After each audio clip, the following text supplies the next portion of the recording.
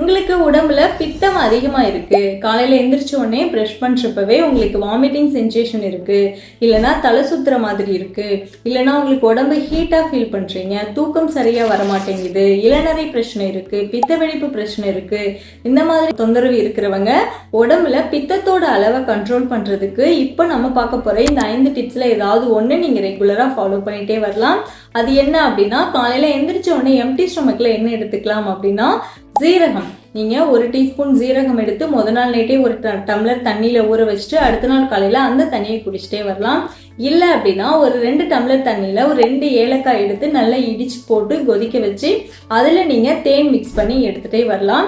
இல்லை அப்படின்னா நெல்லிக்காய் ஜூஸ் எடுத்துக்கலாம், இல்லைன்னா லெமன் ஜூஸ் நீங்க தேன் மிக்ஸ் பண்ணி எடுத்துக்கலாம், இல்லைன்னா மாதுளம்பழம் ஜூஸ் எடுத்துக்கலாம். இந்த 5 டிப்ஸ்ல ஏதாவது ஒண்ணு நீங்க காலையில எந்திரிச்ச உடனே எம்டி ஸ்டொமக்ல எடுத்துட்டே வந்தீங்க அப்படின்னா உங்களுக்கு பித்தம் நல்லாவே குறையும். ட்ரை பண்ணி பாருங்க.